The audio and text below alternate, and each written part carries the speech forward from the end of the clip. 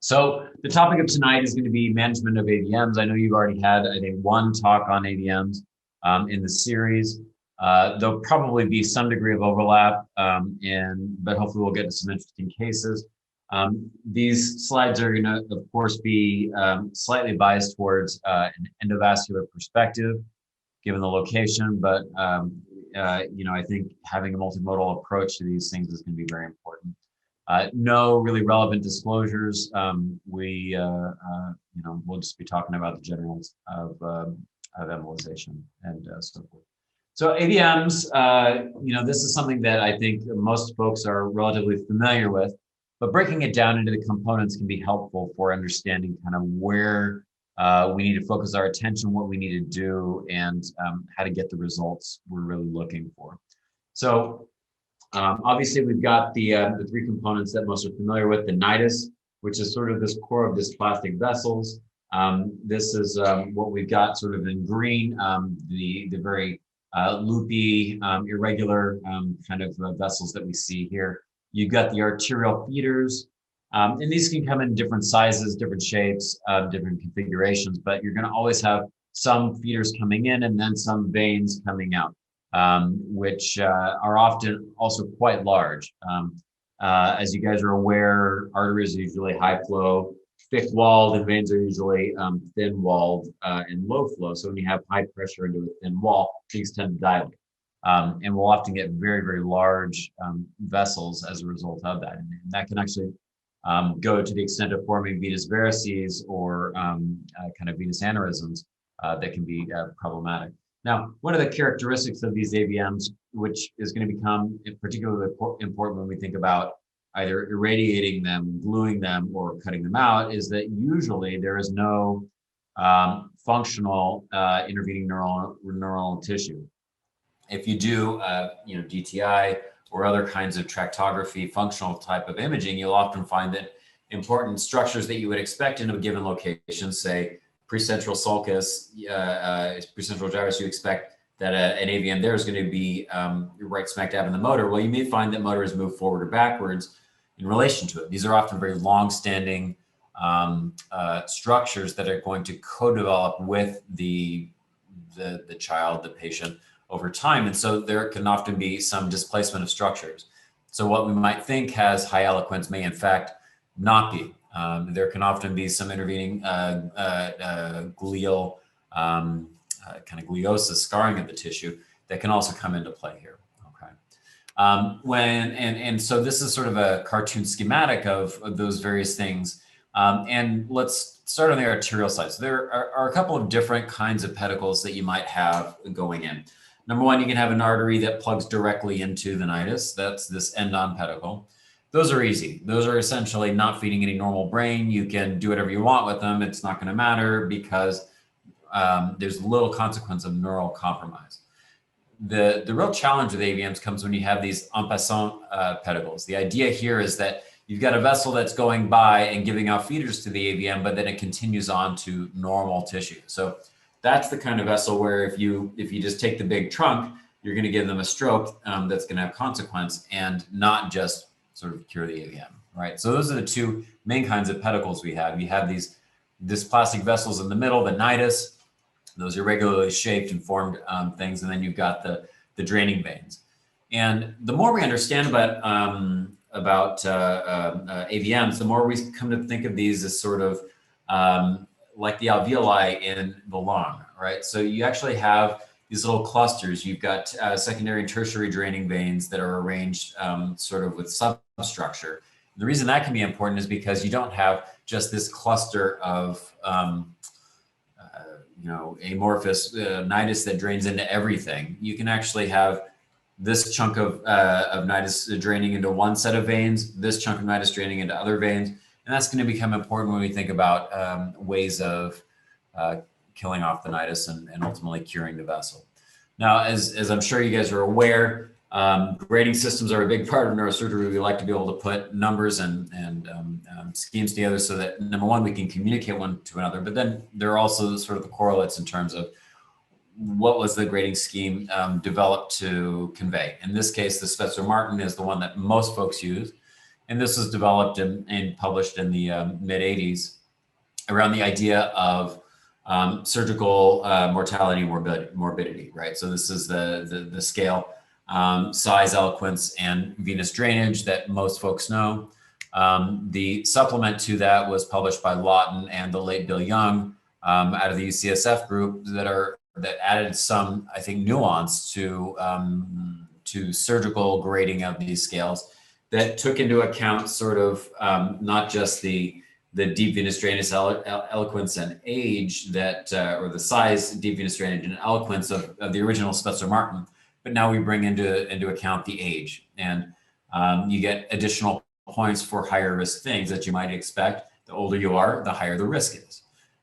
The ruptured presentation, you might say, well, how does rupture actually play into risk? And it's a little bit counterintuitive, but if you're ruptured, that's actually a good thing because you've created space and you potentially have some areas of the nidus that are sort of pre-dissected.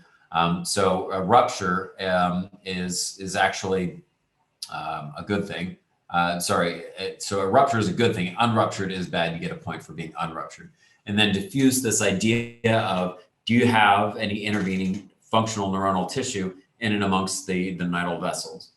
If you can kind of draw a circle around the nidus, that's considered compact. That's good. Diffuse is not necessarily good. So that's sort of the supplemental grading scale that I hope folks will learn in addition to the Spezza-Martin. It's actually quite useful in terms of the concept it teaches and what you can do with those. There are a number of risk factors that go into determining whether or not an AVM ought to be treated and how best to do that. These are a few of them. We've kind of gotten at them with some of the grading scales, but the prior hemorrhage, the nidus size, any venous outflow, stenoses, as you might expect. If you've got a stenosis, you're going to have outflow resistance and therefore build up pressure and potentially rupture. Deep location, periventricular and the basal ganglia, deep venous drainage into the galenic system, feeding by perforators, which of course can be small, tortuous, and subserve significant functions such as the thalamic perforators. And then finally, any feeding by the posterior circulation that portends higher risk as well. Natural history has been studied by a number of groups. Unruptured AVMs portend a risk of about 2 to 4% risk per year. Ruptured AVMs are more like 1% per month. So once it's ruptured, sort of cat's out of the bag, and it's time to treat it. The question of to treat or not to treat is sort of moot at that point, and these become much higher risk lesions that deserve our attention. On top of that, I think it's important to understand sort of what each rupture means in terms of what it does to the patient. So each hemorrhage carries with it about a 10% risk of death, okay? And about a 30 to 50% risk of major morbidity. So so the risk of waiting to allow the AVM to heal or to be treated by radiosurgery, for instance, as we'll get into, carries with it some consequence, right? If this were to rupture while you're waiting for it to for the radiation to work, that can be very deleterious to the patient. Okay. Let's look a little bit at some of the imaging characteristics of these things and how we can use these to help us to understand what's going on and what do we need to do in reaction to that. This is from a paper. It's now nearly a decade old, looking at using some of the newer imaging techniques that still aren't entirely standard in terms of our diagnostic armamentarium, but I think that are quite useful. Again, looking at this AVM, we'll look on the next slide at what we can do with this. This is, of course, just plain old 2D catheter angiography, and you can see the artery coming in, you see the intervening nidus, and then you see the veins on the backside going out. One of the advantages of angiography is, of course, you are able to capture time. So you have temporal resolution in addition to spatial resolution. So you can follow what normally would have been artery, capillary, vein with the dye flowing through that spectrum. You're now able to query, okay, when does the vein show up? Are there certain torrents that are higher flow than others, and really get a sense of the hemodynamics of the lesion. Another way, so this is what we call parametric imaging. This is something we've helped to co-develop here, which is essentially looking to take the qualitative aspects of angiography. Basically, I use my eyes and I interpret what I see, and putting numbers to it, making it qualitative. So going from quantitative angiography to, qualitative angiography to quantitative angiography. And in this case, what we're looking at is essentially the transit time. How long does it take for a bolus of dye to get from artery to capillary to vein? And then color mapping and saying, okay, well, this is our pre-embolization. You can see a big venous varix here. You can see the veins going out. And obviously red is fastest, yellow, medium, green, slow. And we can see that we've altered that by doing some manipulation, in this case, an embolization. You have much less flow in certain vessels. You can see the varix is significantly reduced, and you've actually changed the flow dynamics through the lesion. Okay, and that's something you don't necessarily get from just the 2D representation. This is now putting a color map to the quantitative data that can be helpful, right?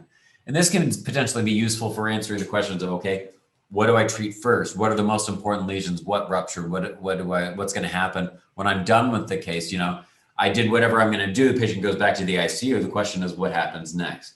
Is this patient at high risk for a rupture event still? Do we need to worry about keeping the blood pressure low?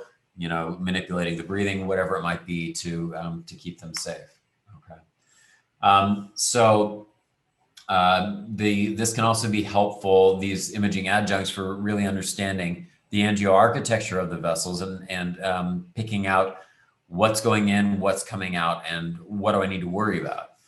So exact origin and numbers of arterial feeders can be really difficult when you've got very complex lesions. And here we're using a 4-dimensional MRI. So obviously XYZ, 3-dimensional, but then you add in the time. So you're not just getting a snapshot. What you're doing is watching essentially the virtual contrast, as it were, flow through.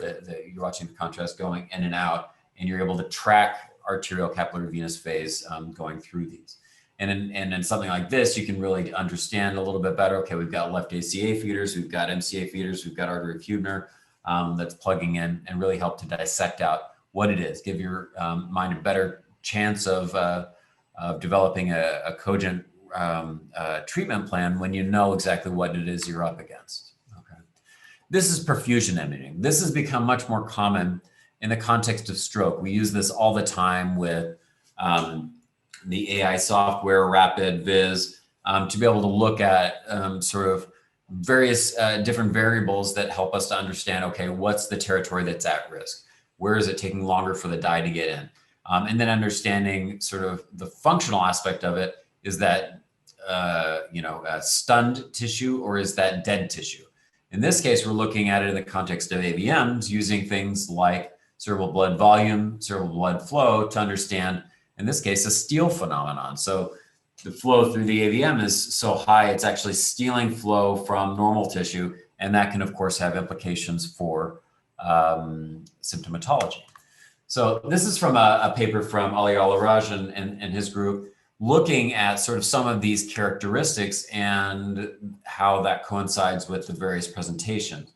The most common presentations for these, of course, being hemorrhage, seizure, incidental, you just find it because you happen to be looking, or numbness, weakness, sort of focal neurologic deficits. And there are certain characteristics that tend to correlate. So for instance, if we look over here in the punchline column over here on the far right, you can see that larger volume associates with seizure, lower flow is associated with hemorrhage, higher flow associated with seizure, so on and so forth, right? So we can sort of use that to help us to understand symptomatology, potentially risk for future symptoms as we're evaluating these lesions. So first question when you're faced with sort of somebody showing up in clinic is always to treat or not to treat. And as I've already said, if the lesion is ruptured, then that decision is pretty easy. The vast majority of them, however, are unruptured. And the question then is, well, what do we do with this? There are certain features that we can use to help us to kind of break down and understand large nidus size. These are features that are essentially high risk. So a large nidus size, location and functional brain, a deep location, and again, the problem there is being able to get to it. The functional distribution of arterial pedicles. So if you want to go and glue something shut, what's that going to do? Is it a large number of pedicles or a small number of pedicles? For both for surgery and for endovascular therapy, that's going to be important. Other microscopic features can be equally important. Things like, do you have a direct fistulous component? So you don't have any intervening nidus, you go directly artery to vein and they're plugged in directly. Some peri or prenatal aneurysms where you've got that focal dilatation, those tend to be higher risk for rupture and often deserve our attention before maybe the rest of the lesion. Exclusively deep venous drainage has been shown to be high risk. And then of course the venous varices, the aneurysms on the venous side. Now this probably comes as no surprise that in general, when we're talking about management of these lesions, we talk about four things. So when I'm talking with a patient, we talk about, okay, do we just watch it, right? To treat or not to treat? Observation is always an option. So that's something that we want to talk about. But then we get into the nitty gritty of what do we have to offer if we think that it needs to be treated. And they're the three general things, and then the combination therapy. So we've got open surgical resection, and there are pluses and minuses to that. You've got endovascular embolization, gluing shut the pedicles, either from the arterial or the venous side, and we'll look at both of those. And then sort of stereotactic radiosurgery, gamma knife, cyber knife, whatever it might be. Again, pluses or minuses to each of those. And I think different groups have sort of settled on what their practice patterns are, but I think the consensus in the field is that combination therapy is very useful. Some places are going to resect everything. Some places are going to glue everything, but those are probably the extremes. I think that most places are going to do a little bit of each depending on what the characteristics are and what's best for the patient. And I think that's probably the right way to approach these lesions, right? There's not a one size fits all for these guys. So let's get into a little bit of the nitty gritty of that decision making. So let's start first with surgery. So in general, historically, kind of grade 3 has been the break point for surgical risk. Meaning on that scale from 1 to 5, the 5 being the highest risk, that's like, those are very, very difficult lesions, and often it's not worth the risk of surgery for what you're going to do for the patient if it's an unruptured lesion. Grade 3 has historically been sort of the break point. But then again, not all grade 3s are created equal. There are a number of different ways at arriving at a score of 3. Size 1, venous drainage 1, eloquence 1 versus the size 3, venous 0, eloquence 0, right? Those are inherently different lesions in terms of the amount of brain they span, where they're located. So not all grade 3s are created equal. And so, having a more nuanced approach can certainly be helpful. And as we think about these, that Lawton-Young score, supplemental score, becomes increasingly important because it helps to give us a sort of a finer gradation. And with that one, the threshold is a combined Spetzler-Lawton-Young score of about 6, right? And Lawton and his group have published a number of papers looking at, well, can we get around that number? Can we go higher in certain circumstances? And I think the answer is probably no. We really don't want to resect these very high risk lesions. It's just not worth it for the patient, right? And it takes years off the life of the surgeon, let's be honest. These can be hairy lesions for sure. Grade 4 and 5, speaking of these higher grade lesions, these can be very difficult. In this series from 2003, only 5% were completely resected. Partially treated lesions actually did much worse than if you left them alone. So 10% yearly hemorrhage rate if you tried and didn't get the whole thing out, only 1% if you didn't even try, right? So often these are best left alone. You just observe them. And they're potentially even lower risk than the smaller ones. I mentioned the natural history study showing, 2 to 3% per year. In general for AVMs, maybe the larger ones are actually lower risk at about 1%. Something to consider. There are some indications to treat, and sometimes at These can be focused treatments, but if there are arterial aneurysms, things that you think are at high risk for bleeding, that's worth going after. If the patient has progressive neurologic deficits, things like a steal phenomenon or venous hypertension, that may push you to treat multiple hemorrhages, intractable headaches, or other fixed deficits that make it so that surgery isn't likely to hurt them isn't likely to change that as much, shall we say. This is another paper from our group looking at sort of a risk, a grading system for endovascular consideration. So Spetzer-Martin, Lott and Young were all conceived with a surgical mindset, but they're inherently different risks when you're going at this from an endovascular perspective. So the group here came up with a grading scheme, taking into account what really matters for the endovascular world. So number of pedicles, the more pedicles, the higher the grade. The diameter of those pedicles, as you might expect, the larger the pedicle, the higher the grade. Nidus location, again, eloquence comes in here. That's perhaps not surprising because if you're gluing something shut, there's definitely a risk that you get some good tissue as well as the bad. Okay, and kind of putting up, pictures worth 1,000 words when you're thinking about what these lesions look like for a low, intermediate, high grade. The endovascular ones kind of look a little bit different than what we consider to be high risk surgically, right? And that's because they're completely different issues at play with the different approaches. I think this is an interesting table, and I'll just point out this sort of middle column, the complications column, which is looking at overall complications per rate or grade. And you can see these are embolization outcomes for these patients. And when you use the Spetzer-Martin, sort of it's all over the place, right? So complications are high sort of from 1 to 5. But when you consider sort of what's important for endovascular, you can see that low grade tends to have low complications, high grade tends to have high complications. And so that this grading scale, at least from a feasibility standpoint, it makes sense. These are the important things we need to consider. And if we're thinking we want to endovascularly treat a lesion that has a high endovascular grading score, maybe we ought to think twice or really make sure we have a solid indication there, because you could very well hurt them. Again, if or when to treat, rupture history is important. Has it already ruptured? What is the risk? What are those micro and macrovascular features that we see that may help us to understand the rupture risk going forward? And then age and comorbidities, life expectancy. If they're 6 and have a big, bad, and ugly AVM, it's very different than if they're 96 and have a big, bad, and ugly AVM.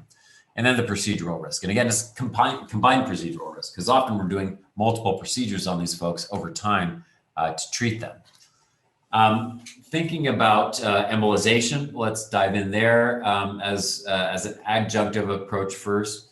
You don't necessarily need to go for broke with these things. You need there's risk with anything we do, and if you go for a big MCA vessel that's right on the surface, and you know that you're going to be going for surgery, you're not buying anything, right? You can bipolar that on the way in very easily and eliminate the risk of embolization, gluing a catheter in place, having onyx go where you don't want it to go, just by using your bipolar. What's much more useful to the surgeon is to get the tough stuff, the stuff on the backside. So often you'll have feeders coming up from the ventricle, and those can be very small vessels that are just going to bleed like stink, and you try to bipolar them and they run away from you. Those are the red devils that Lawton and others talk about. Well, if you glue that, you're doing the surgeon a huge favor and making the surgery a lot safer. Those are the ones that you generally want to target if you're thinking sort of surgically as a surgical adjunct, right? So very different set of things that you're looking for there. The way we do it here, and I think a lot of folks do similarly, at least some of these things, but we like to do our patients awake, okay, for most everything. And that carries with it pluses and minuses. The reason I like the awake patient is because you have immediate feedback if what you're doing is causing problems. So you get into one of the pedicles that you think you want to glue shut. You do the water test, infuse amytal or propofol, lidocaine, and then you test their function. Sir, tell me your name, how many fingers, lift up your arms, see if they have pronator drift, whatever it might be. You're actually able to query with some sensitivity what's going on with that little piece of brain that you have your catheter parked in. If you're reliant on neuromonitoring, you're much less sensitive. Yes, you may pick up gross changes, but it's not going to be nearly as exquisitely sensitive as if they're awake and you're able to get the feedback. Likewise, if something bad happens, i.e. you rupture something, you tear something, you're putting a lot of strain on something, the awake patient's going to tell you, right? They're saying, ouch. And you know, hey, I better look at what I'm doing. Am I causing more problems? So we'll often do them awake and do that WADA test for each and every pedicle that we think we want to take. In terms of materials that we use, the two mainstays are glue and BCA, just expensive super glue. And you can adjust the rate at which that polymerizes by adding acetic acid to it, back to your OChem days. And the more acetic acid you add to it, the longer it takes to polymerize so you can get it to flow. So for instance, if your catheter is far from the nidus, you want it to take a longer time to polymerize so it can travel further. If you're doing a fistula and trying to get it go through bony osseous channels, then you want it to flow. And so, you know, that is something that you can vary sort of on the fly. There's a certain art to it. The other one that most folks use are going to be the new generation of liquid embolics. So things like Onyx, Squid, et cetera, Fill. And these are non-adhesive, so it's not glue, it's not going to stick to the vessel, but what happens is you essentially have an organic substrate with an organic solvent, and as the blood washes out that organic solvent, the substrate just clumps, right? It precipitates, and you have a bunch of material that's stuck in the vessel. And that has certain advantages in terms of how you do it. It flows like lava, a little bit more control than the glue, and it's actually quite good. We tend to take a staged approach. We'll do maybe up to 30% with in a given setting. We'll do 1 or 2 pedicles per session, send the patient home, bring them back in 6 to 8 weeks, bring them back and do some more. And that allows the hemodynamics to equilibrate over time, and we think reduces the rupture risk from that happens if you glue too much but don't kill it all at once. Okay. Goals of treatment. This is important. You need to be clear both with the patient and with yourself in terms of what you're hoping to accomplish. Cure from an embolization perspective is pretty rare. So that's usually not something that we're going in looking for. Much more common is having sort of this idea, hey, this ruptured, I need to find the rupture point and take care of that. So was there an intranidal aneurysm? Was there a branch feeding artery aneurysm? And my goal is I got to take care of that. If there are deep feeders that I need to take care of for surgery, I'm going to go for that. If this is radiosurgery, do I need to try to reduce the size of the nidus and make this a more manageable target?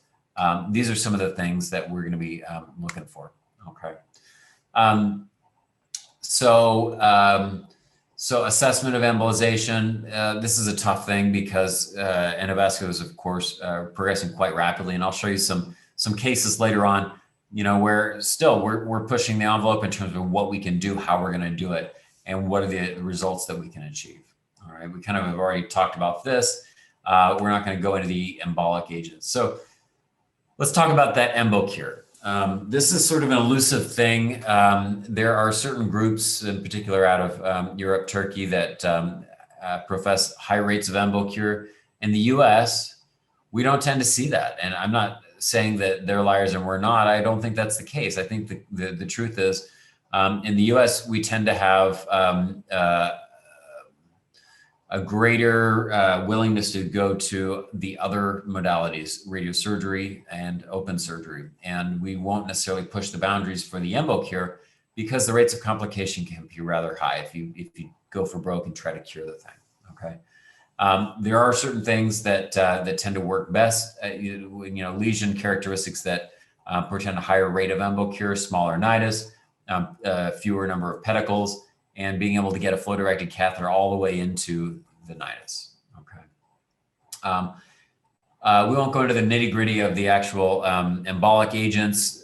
Suffice it to say that we've got a lot of different tools now in terms of the catheters to get there and the embolic agent that we're going to use once we get there.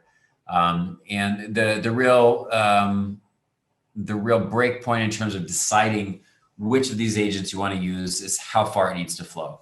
If you're far away from the nidus and you need to go way far, then you need to use either some low viscosity non-adhesive agent like an onyx, or use the glue that you've tampered with to get it to flow with the acetic acid. But most folks these days are using the onyx side of things and much less the glue side of things. And the other main tool that we need to think about when considering these is sort of the imagination, thinking outside of the box and thinking about how best to address the issue at hand. Okay. So we're going to skip some of this stuff and think about about microsurgery a little bit. So one of the real benefits of microsurgery is the fact that there is immediate protection, right? We talked about that risk of rehemorrhage after an initial hemorrhage event being about 1% per year or 1% per month. When you do surgery and you cut the whole thing out immediately, you've got 0% risk of hemorrhage. And that protective effect is worth something.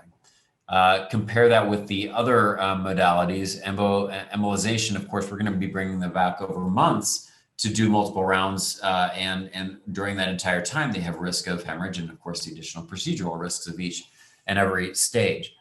And then on the extreme, you have radiosurgery where you're going to be taking 3 to 5 years to achieve maximum efficacy.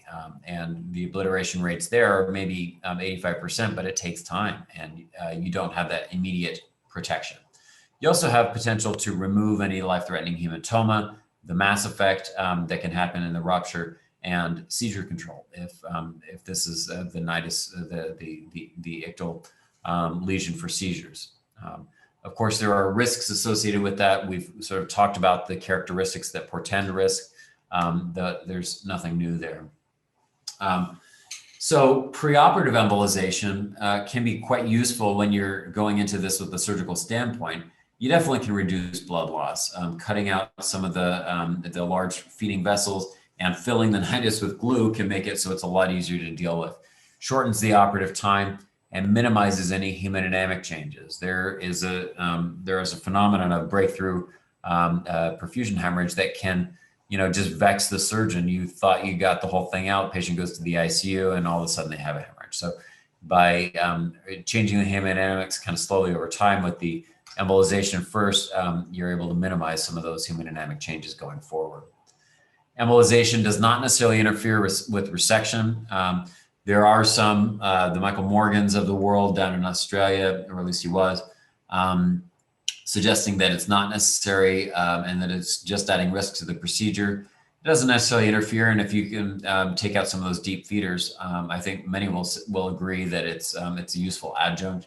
It can help to reduce the effective grade of the lesion, and then there are these other benefits that we've kind of talked about. And certainly one of them that I'll say from having been in the OR with these is really helping to identify that surgical margin. You now have something intra-op that you can look at and point to and say, aha, this is a vessel that I know corresponds to this on the angiogram, and that puts me here, and I need to go from, do X, Y, or Z with that. Okay. Let's talk about embolization and radiosurgery. This is a little bit of a controversial topic. Some folks suggest that embolization and radiosurgery ought not go together. We tend to use it pretty liberally. Radiosurgery in general, I think, is a very good option for many lesions. Non-invasive outpatient patient has a reasonable rate of cure if they're a relatively low risk lesion, 80% obliteration rates for lesions that are less than 10 cc's. Hard to beat that either with surgery or with glue. And then the risks are relatively modest. 3% risk of radiation injury, delayed cyst formation. There have been reports of gliomas or other neoplasms, but again, that's pretty rare. And then the downside, of course, is that 2 to 3 year lag time. Often, even if radiosurgery fails, folks will subject the patient to a second round before going on with something more invasive. Obviously, that's center dependent, but that time lag is real. Okay. Predictors of success. Here's a useful handy dandy equation for you guys, but essentially the AVM volume correlates with success, patient age correlates with success, and the lesion location correlates with success. So younger patients, smaller volumes, more superficial location is going to portend a better outcome. Perhaps no surprise there. Large AVMs, this is one that we looked at UCSF where you do volume staging of the AVM where you kind of break it down into more manageable, smaller volume targets, and you independently target those and treat those separately. But the effect is quite substantial, and you can actually have very good outcomes with that. Okay, things change over time, right? So planning has improved, neuroangiography has improved, our tools have improved, and so this is a moving target, no doubt. So I think that this is something that is going to continue. This is a story that's going to continue to be written, and that people are going to continue to argue about. But the truth is, I think all of these techniques have a place in our armamentarium and are very useful to be able to go after this very vexing disease. Now, with that being said, let's look at some cases. I think these are often more interesting for folks, and so let's look at some of the things that we can do. If there are questions, by all means, put them in the chat. We can stop to chat about them. This is a case where embolization and radiosurgery were used together because it's pretty high priced real estate.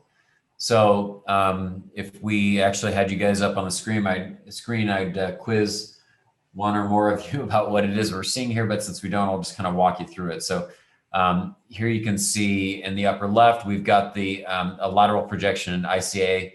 You can see a very large posterior communicating coming back, and off of that is that nidus. Here we've got draining vessels going back into straight Galen. This is now a vertebral artery injection, and you can see off of the posterior choroidal, the LPCHA, the lateral posterior choroidal artery. You see the nidus coming off from that right side of PCA branch. This is what it looks like in lateral, and you can see the nidus broken up into 2 points. This is high-priced real estate. Thalamic AVMs, you can take them out. You're going to hurt the patient. Not worth it. What can we do to reduce the risk of radiosurgery for this kind of a patient? Well, glue can certainly help. So perhaps we can take out at least one of these foci, the nidus, and make the radiosurgical targeting easier. So that's in fact what we did. Going in, we can get into the LPCHA, fill it with onyx. You can see there's dramatic reduction in the filling from that, and then we're able to have a smaller volume. You don't have to worry about targeting all this stuff out back. It's now a much more manageable and feasible target, going from sort of this large oval on the left down to something much smaller on the right, higher dose, less tissue at risk, better outcomes with something like that. Okay, so so those are sort of the, what we're looking to be able to achieve with these combination therapies. Let's look now at the issue of sort of the nidal aneurysm. So this patient comes into you with a ruptured AVM. The question is, what do you do with this, right? The patient needs to be treated in some form or fashion, but how are you going to affect the greatest bang for buck and subject them to the lowest risk? When you look at this angiogram in total, it can be a little difficult to decipher. What we can see is that there's probably a little something over here that's going to draw our attention. If that's actually an aneurysm, that's probably our rupture point. You can probably correlate that on a CTA or an MRA with where the hemorrhage is and see, does this actually make sense with what we think is happening with this patient? Here we can then go in with our microcatheter, go up and selectively embolize that feeding artery aneurysm. We may or may not get the rest of this nidus, but if we've reduced that risk of re-rupture in the short term dramatically by taking out that aneurysm, that's worthwhile. Now we can let the patient cool down, think about what do we want to do with the rest of this? What are the risks? How's the patient going to do from the initial hemorrhage? And that's the advantage of being able to kind of dissect these. Here you can see this is one that we've been able to take a staged approach, gluing over time. And here again is that nidal aneurysm that we were able to glue shut and get a fairly good result. the residual that it may or may not be in high risk territory, maybe that's something that's good for Gamma Knife down the road. And you don't have to deal with it up front because you've taken that risk of hemorrhage sort of off the table up front. All right, so we've kind of talked about all of these things. Let's think about sort of that one of those other kind of rare things that we talked about, but something that can be very difficult, the fistulous connection, where you've got a direct connection between artery and vein.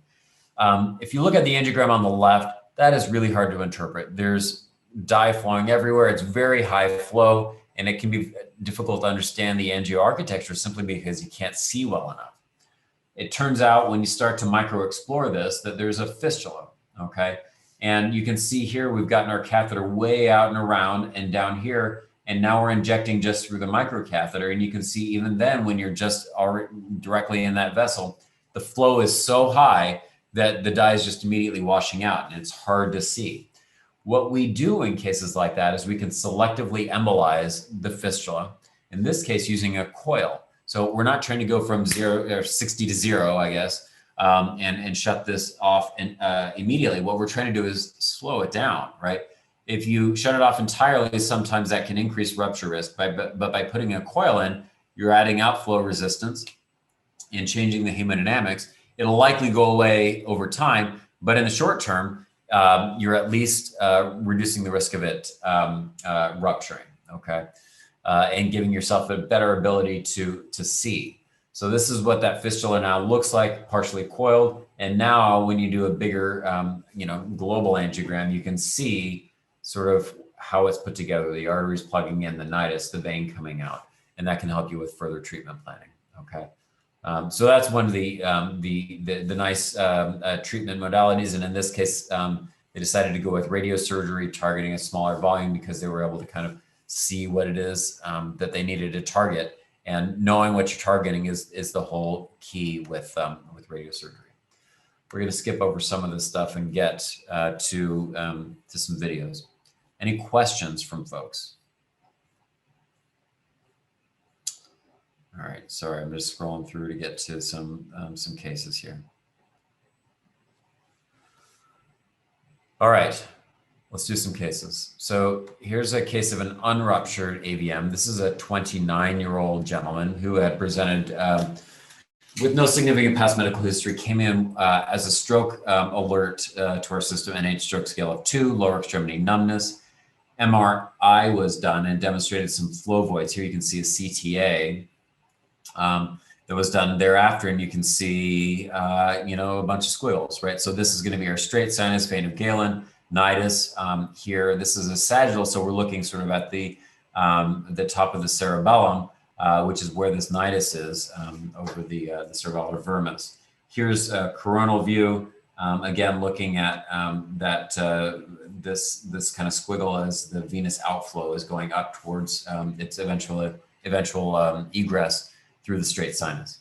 Catheter angiogram, this is a right vertebral artery injection. You can see the basilar coming up, and then you see the PCAs coming around. This is actually not directly attached to the basilar apex, as this picture may suggest. Look on the lateral here. It's actually coming off of the PCAs as they course around the ambient cistern into the quadrigeminal cistern, and that's where they give rise to these nidal feeders, okay? In this case, you can see that we have one of those nidal aneurysms. That's going to be our highest rupture risk feature, and that's what we want to target first. So in this case, a little coil in that aneurysm is going to immediately reduce that rupture risk dramatically. All right, now you've got options in terms of what you're going to do with the rest of it. In this case, we decided to go for a staged embolization approach. So stage 1, take out the nidus, the nidal aneurysm, and then we start gluing off the various pedicles. In this case, going for a right SCA pedicle coming out and around the top, glue that shut, get some reduction. This is what it looks like afterwards. Bring them back again, go for a left pica pedicle. So this is coming from down low and coursing up around the back of the cerebellum. We're able to see that here coming out and around the lateral and over the top. That's another small feeder, go small first and larger later. And we're able to take out some additional supply there. We do this multiple times, 4th, 5th embolization.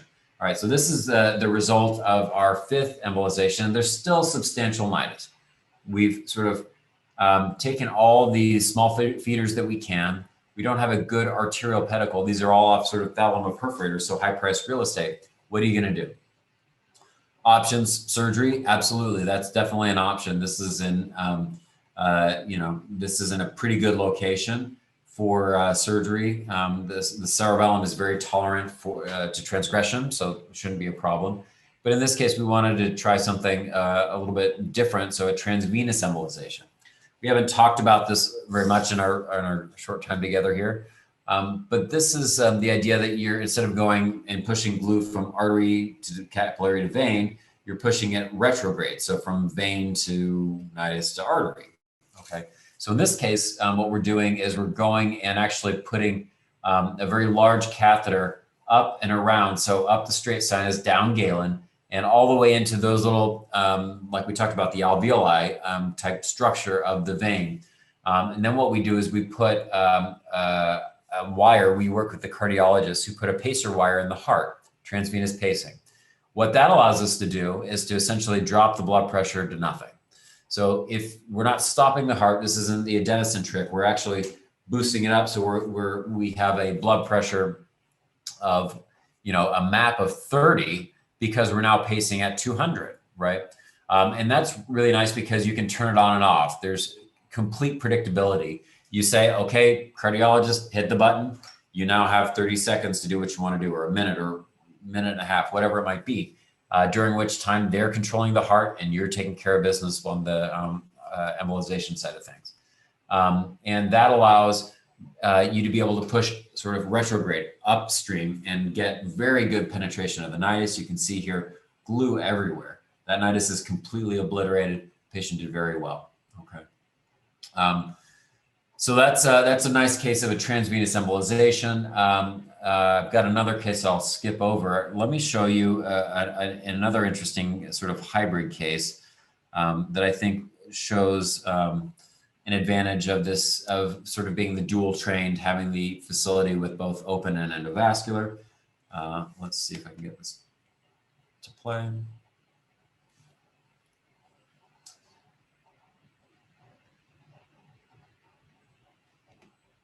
Maybe if we, there we go. So this was a 27-year-old woman, had presented with a left temporal hemorrhage and seizure many years ago. Had this AVM. You can see left temporal lobes of dominant hemisphere. There's some surrounding damage on that flare sequence. You can see where that dominant hemisphere has been injured. You can see a number of small little tiny PL collaterals that are really, really tough to get in with any sort of catheter access. The patient, in addition, has this venous stenosis. That's actually labe on the dominant side, so a really important vein. So we tried to do this completely endovascularly, with the idea being that we would put some balloons on the arterial side, blow that up, get arterial control, and then go in on the venous side and push glue. Once we no longer have the forward flow through the artery, we gotta be able to push the glue backwards through the entire thing and kill it. So that's what we tried to do. We got our guide catheter up there. We tried to get access. We actually spent quite a long time on live TV for a case broadcast trying to get into that venous access, and we're ultimately unable to. This is a sort of a cartoon of what our plan was to do. And you put a bunch of coils in there. That gives you sort of a pressure cooker where you can push all your glue forward, transvenous pacing. This was the plan. It was going to work great, except it didn't, right? So we get in there and we are trying to get into the venous side of things, and it just will not go. For the life of us, we can't get it to flow because of that venous stenosis that we had. You're making a right angle turn and it just wasn't working. So we said, fine, pack our bags, go back and send the patient to the ICU, come back the next day. Now we're going to do a hybrid approach. Patient's now in the hybrid OR. We're going to do a small craniotomy now right over where labe is, right? We know where the vein is. We just couldn't get in there from the groin. So we make a small craniotomy. You can see here that very large vein coursing through the middle of the field, some of the surrounding arteries that are uninvolved. We're going to skeletonize that vein, and now we have complete control over that vein. And what we'll do is, this is using a flow probe. We're able to actually measure the AVM output, both pre and post, and see how things go. We're using that transvenous pacing again, get the cardiologist down in the OR, boost the heart rate, lower the pressure. And when we do that, we're able to see the flow through that vein with that flow probe drops dramatically. Now we've got direct access. We have our catheter up on the arterial side. We have control on the venous side. And what we can do is, under very controlled conditions, push that glue retrograde and completely fill that AVM. You can see those very small vessels. Now you watch as we start to inject the glue. You can see that's some dye, and now, so that's what the vein is going to look like. Now watch as we start to push the glue, you're going to see it completely starting to penetrate all throughout that nidus. And let me skip ahead here a little bit. As we're pushing, now you can see you can see the catheter coming in, and we're just holding it with a pair of forceps and just pushing the glue all through the nidus, going retrograde and filling in all of those little tiny pedicles. Patient did well, had an embo cure. We were able to ultimately get her out of the ICU, I think, after a couple of days. We usually like to keep them asleep, keep the pressures down for a day or two, and then wake them up, and see how they're doing. In this case, she did very well. Ended up going home, I think, on post-op day 3 or 4.